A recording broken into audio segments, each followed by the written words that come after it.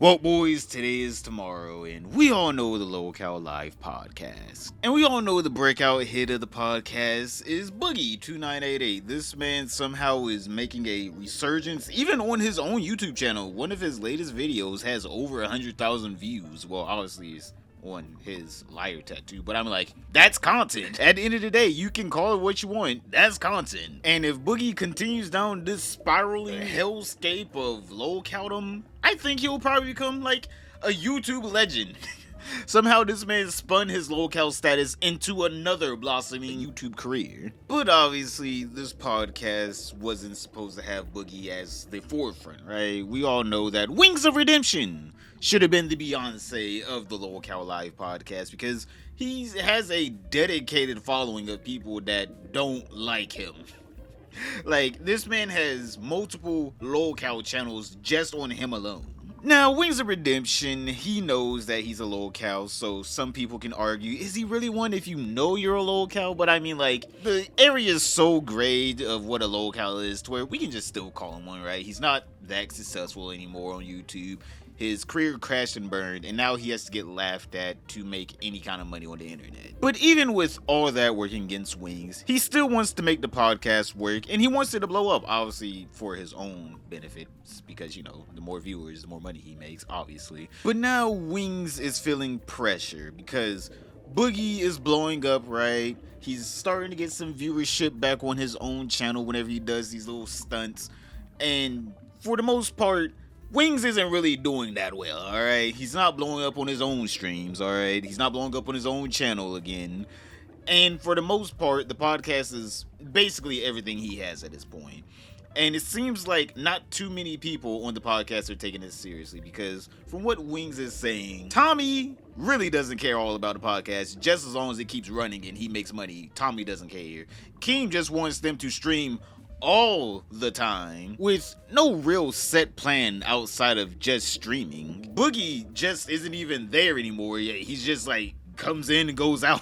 No, I'm not excited for LOLcowlive. LOLcowlive got me stressed out right now. Well, Tommy's happy with a mediocre show. Keem wants us to do more shows, and Boogie's pretty much missing in action. And I feel like the entire show succeeding or failing is on my shoulders. The man really is going through his Beyonce phase since he's starting to do pretty good on YouTube again. And so that leaves Wings, because Wings really does need this show. Boogie, if he is smart, he'll continue to upload and he'll continue to do these stunts. Keemstar is already rich. Tommy C, I'm assuming he has an actual job.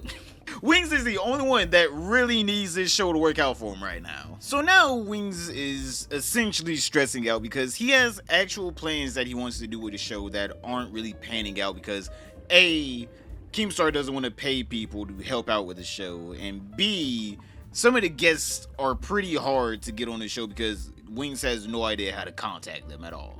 And then you got Keemstar on the Twitter account, like literally breaking NDA, making fun of us. Like, you take 3 people with failed YouTube channels and then make fun of them because they suck at creating content.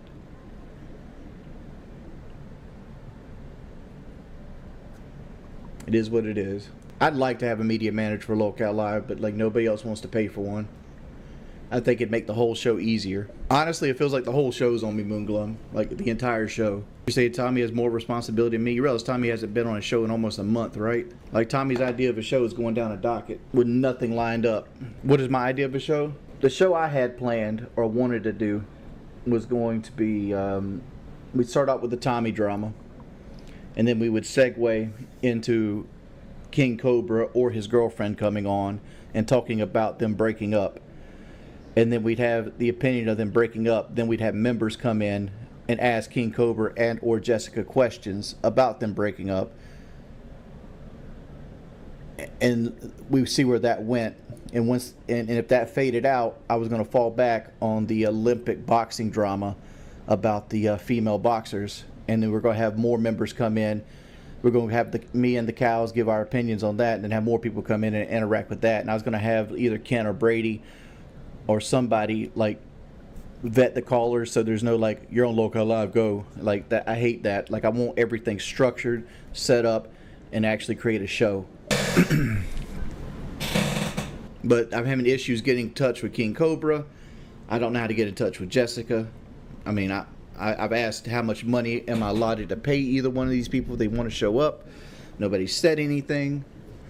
And I'm one getting called out and called an asshole. So it's what it is what it is. It is what it is.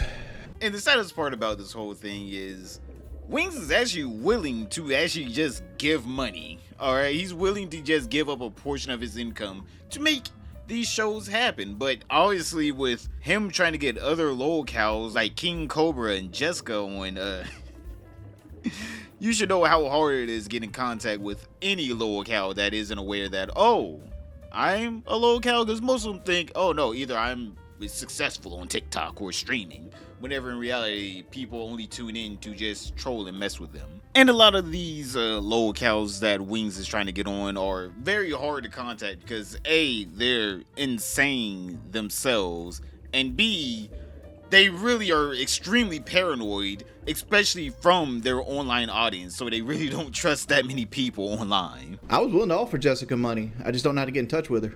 Right, having a YouTube channel doesn't mean there's a way I can talk to her through her YouTube channel other than comments. And if I put a comment on her video, it's just going to be a bunch of the like no life losers that follow me just trying their power not to get her to talk to me. Cobra's Facebook, I messaged Cobra's Facebook. It asked me if I wanted to buy a wand and if I was an of-age girl that I should send nudes. That's what Cobra's Facebook told me. We don't normally pay guests, but like we're not against it. Like if the content will be good and that's the only way that somebody will come on is through a little greenback, we'll usually do that. The only guest we've paid for so far is Boogie's like shaman dude. No, we ain't paid Cyrax. But one guest Wings of Redemption brought up that I think he easily could get, because Syndicate has also talked about Wings of Redemption really recently also, like in a joking manner.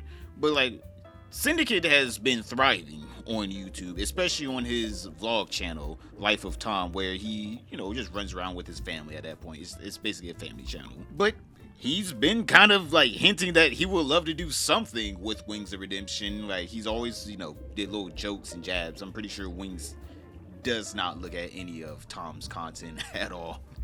And I think we all know why, because Tom was the reason why Wings doesn't have a career anymore. But yeah, Wings would love to have Syndicate on the podcast. Now, this would just be a net benefit for the podcast if Tom got on it. But I don't know how likely it would be for Syndicate to get up there, because from watching his Life of Tom channel, the man's pretty irresponsible. He's stuck as an 18-year-old, all right? Tom hasn't grew past his 18-year-old self. But I guess whenever you become rich young, you get to grow up being 18 for life. The man's 31 now. Still doing some of the dumbest stuff I've ever seen in my life. But you know what? He's enjoying his life. I can't hate. Dude, I'd love to have Syndicate on.